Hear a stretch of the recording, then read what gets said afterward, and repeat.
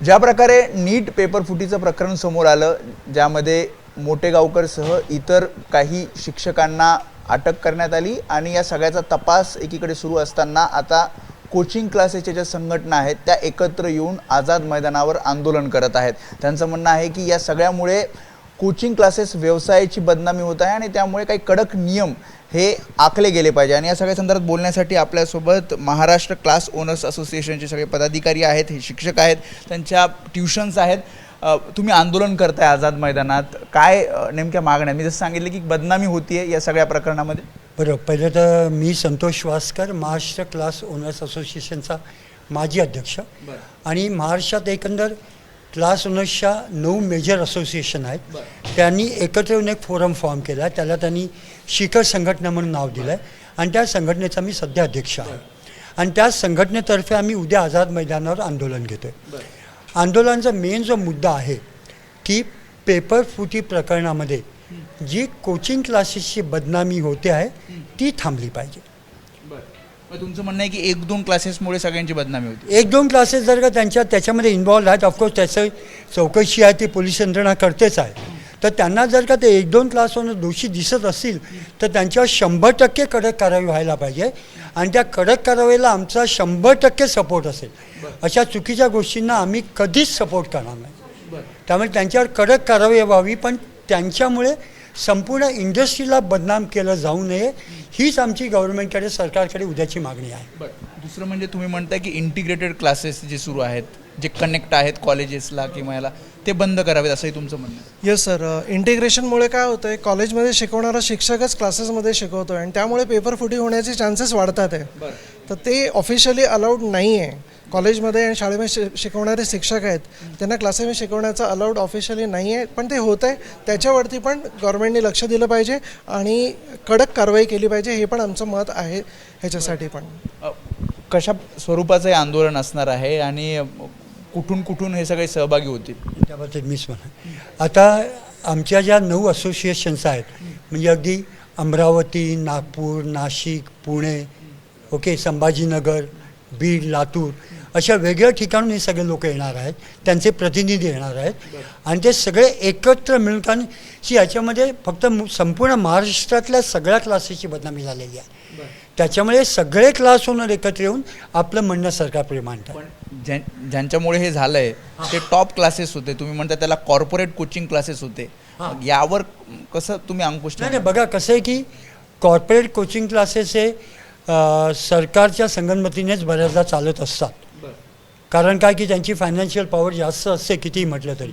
त्यामुळे या corporate structure म्हणजे जे बेसिकली आमच्यावर ब्लेम केला जातो की फी स्ट्रक्चर खूप हाय आहे, 5-5, 10-10 लाख रुपये फीज चार्ज करतात, पण ह्या ज्या एवढ्या फीज चार्ज केल्या जातात त्या कॉर्पोरेट क्लासेसतर्फे केल्या जातात। इथे आमचे जे असे 5% क्लासेस असतील, पण जबाबदार जसं NTA तसं कोचिंग क्लासेस पण जबाबदार आहेत।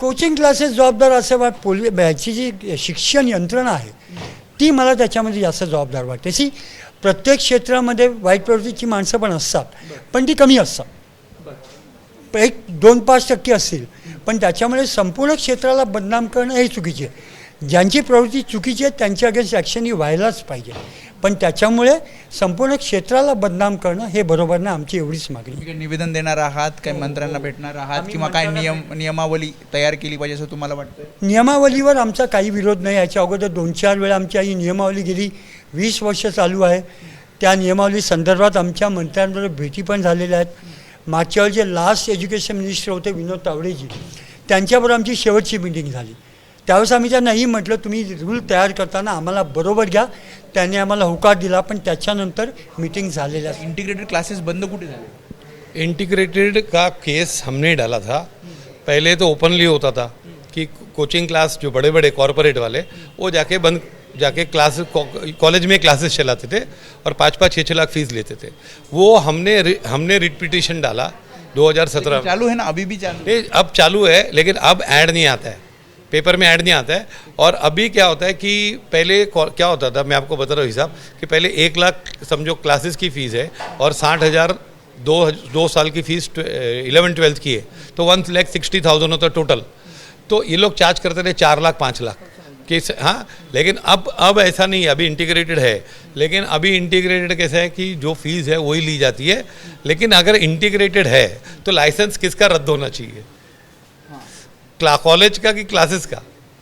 कॉलेज वाला इंटीग्रेटेड करा रहा है, अटेंडेंस नहीं बैठो, बच्चों को बोलते मत बैठो, आज आ जाओ, हाँ अटेंडेंस मत दो, हाँ तो वो उसको सरकार ॲक्शन उसको लेगी। तुम्हाला वाटतं पेपर फुटीला जबाबदार हे इंटिग्रेटेड कॉलेजेस आहेत? मला वाटतं जबाबदार ह्याला खरं म्हणजे जी बॉडी आहे NTA आहे त्याला जबाबदार धरलं पाहिजे, ना की 1-2 क्लासेसना किंवा त्या ज्या काही गोष्टी आहेत त्यांना.